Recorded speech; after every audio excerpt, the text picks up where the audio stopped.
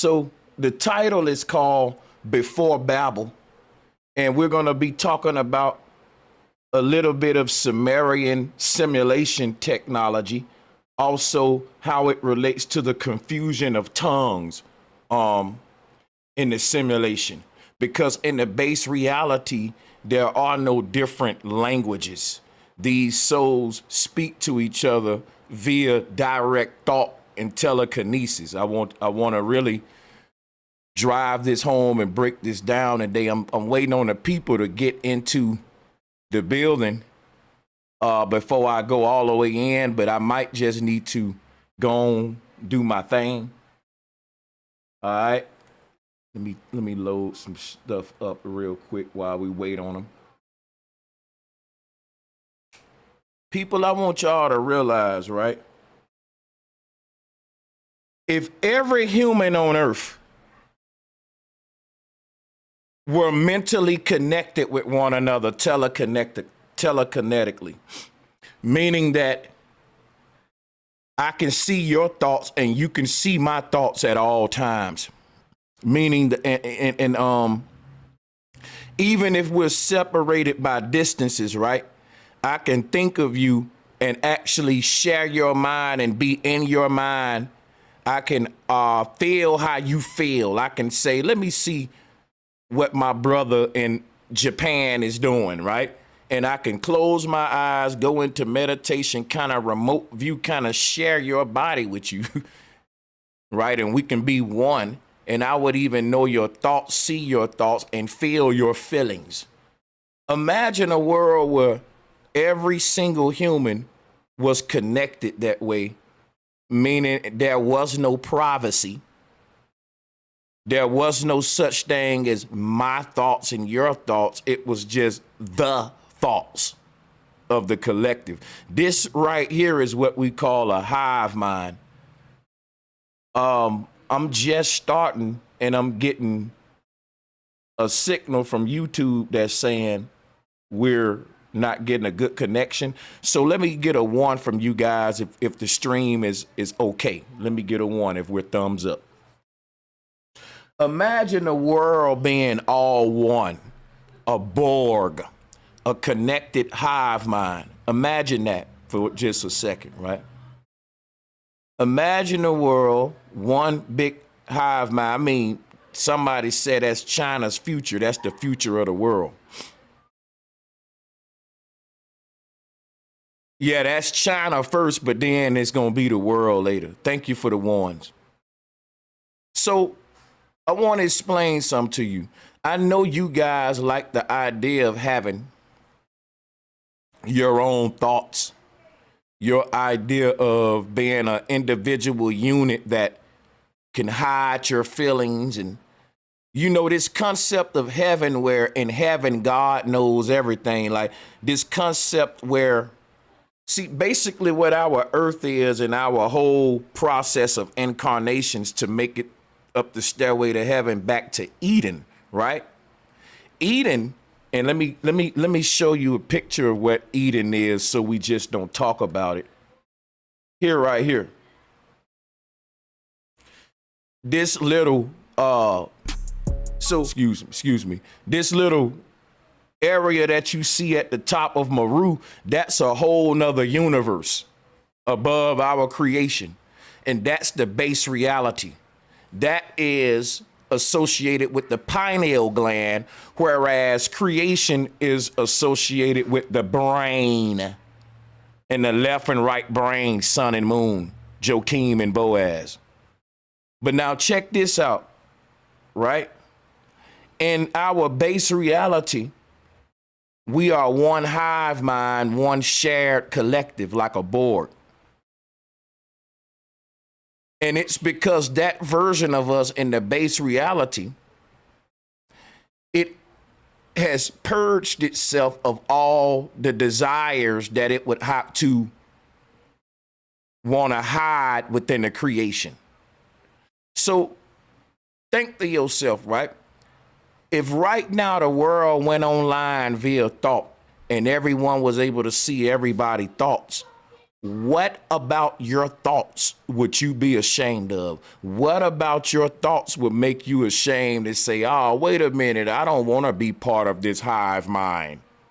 Whatever that is that you're ashamed of, that you're hiding from the world, this place is here for you to purge that out of you so that when you make it to Eden, you have no shame, no guilt, no regrets, nothing. You can share your mind with the hive unapologetically, which is why the Hindu said the version of yourself that you're not ashamed of and that you die with no regrets is basically where we're trying to be.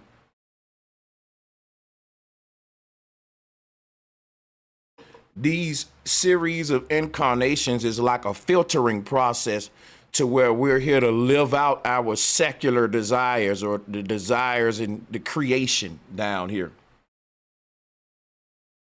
before we can ascend back up to Eden.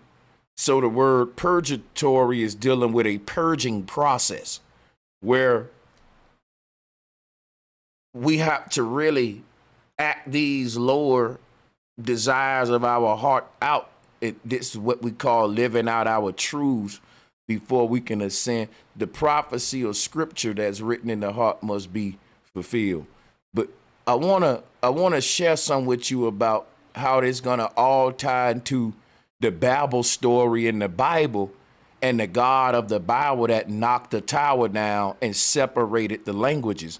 Because what you got to realize, this area at the top is the summit area, meaning it's the highest point in the universe. And this is the area that is equivalent to the place where the Bible calls pineal. The word pineal is related to the word pinnacle, which means the top point. Just like the word Samaria is a play on the two words summit area. The Sumerians were not aliens. They were not Nephilim, fallen angels. They were humans who realized that earth is not our true home. And later that was put into the Bible, you see. They realized that this is not our base reality, like me and Jason Brashears keep telling y'all. When we say earth is not the base reality, we're literally repeating what the Christians say when they say earth is not the true home, our true home. Our true home is this place called Eden in the middle of the earth. And one thing I want to point out is this cosmology on the right is called Sarah cosmology, where they're literally showing us this place above creation, above time, above duality. And in this central place, you can see how this little world right on top of Mount Meru is how we get the Santa Claus hat with the ball on top of the Santa Claus hat, right? Because the birthday hat being a cone on top of your head, it represents this Mount Meru. When we leave out of the creation, right? See, there's a split in the middle of our earth. I'm gonna show it to you real quick because now we getting it in, man. Let's start dropping these bombs, man. Let's go. Let's go. Let me show you some because there's a split in the middle of the earth. Like what you see in the middle of all the ziggurats. That's called a Great Hall of Osiris. In the Wizard of Oz, they call it the Yellow Brick Road.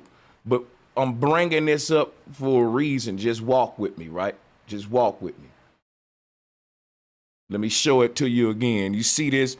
This is your Reuben cosmology, where they show you Jack's beanstalk cutting through the middle of the earth. Same in Egyptian, you see Joachim Boaz being personified, sun and moon, man and woman, with the child being born through the tree of life, which is Meru or Mary, which is a black void or a black stone, a black pillar in the middle of creation. What is this opening in the middle of the earth? It's the same opening in the middle of the brain. We're not our brain. We're the mind that is seated in between the two pillars, Joachim and Boaz. And so the Sumerians identified Like I said in my video that I played, the term Sumerian is not dealing with a geographic location on earth. It's because the ancestors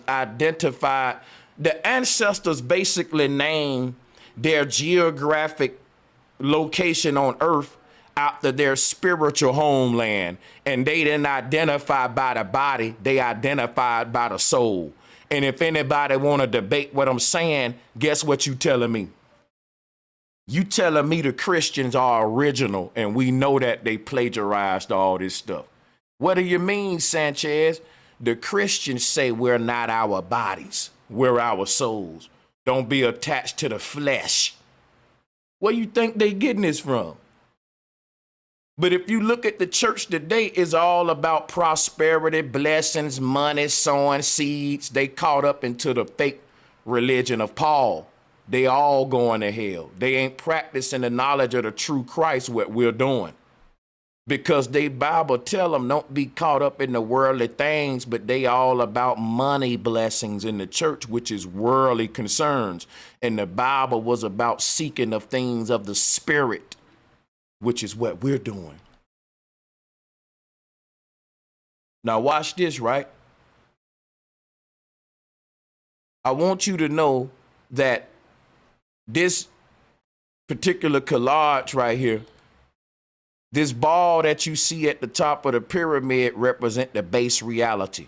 That also represent the mind that's seated in between the two pillars, left and right brain. See, to leave the world is to leave the body. You see what I'm saying?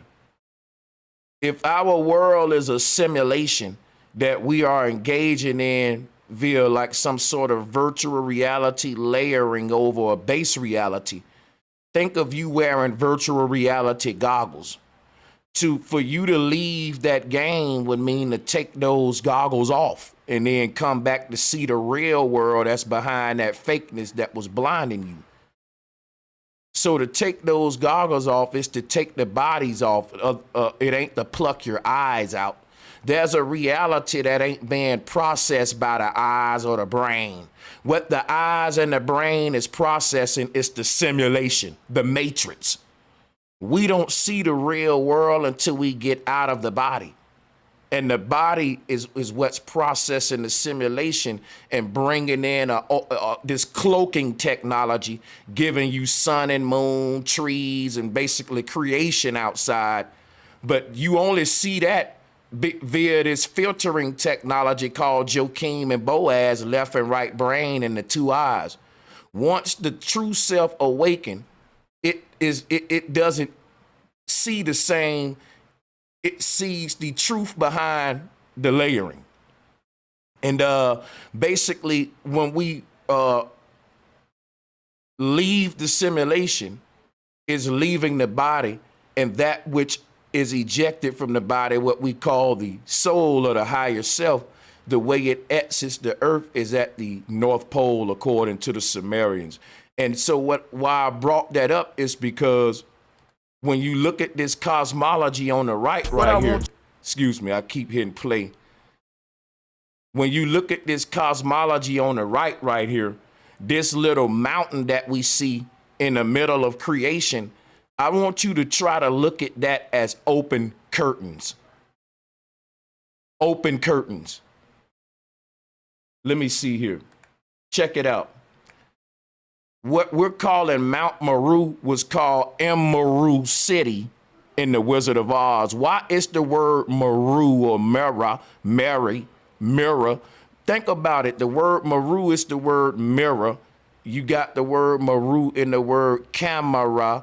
See, the C and the S are interchangeable like the word ceiling. So when you say camera, you're saying Samara or Sumeru, which is a mirror or Meru reality that it's a copy of ours.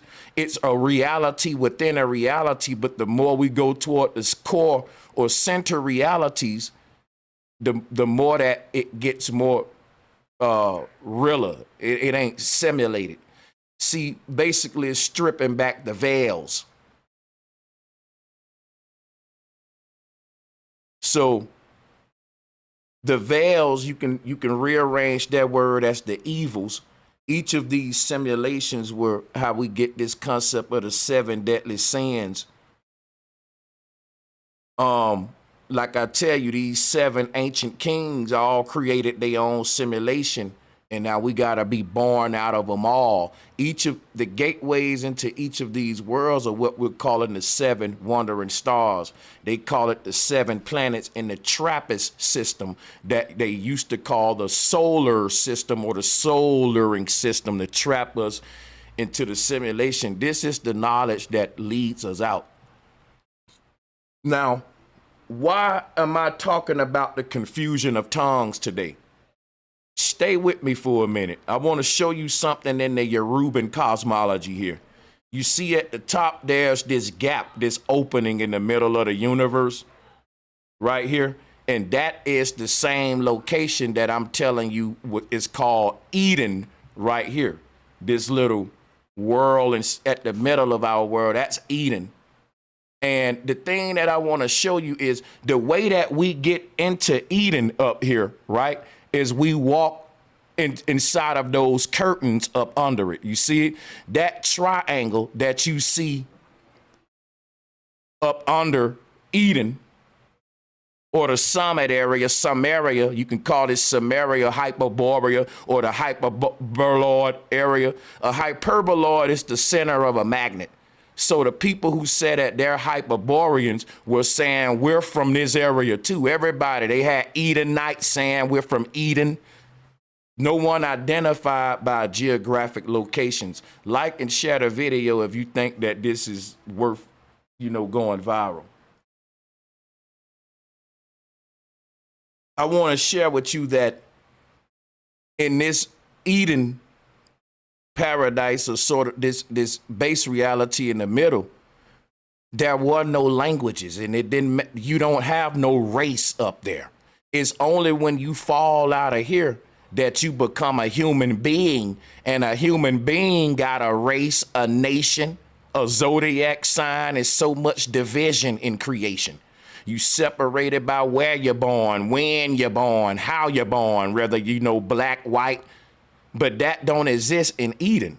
Remember, we all enter the creation looking the same, and that's a sperm cell. There's no difference among you show me 10 million human sperm cells, I wouldn't tell you what race they are. And if you show me 10 million human corpses, you wouldn't be able to tell me what race they are. We enter the same and leave the same. We enter as white sparks and leave as a black pile of dust. And that's the Ben stone. So the thing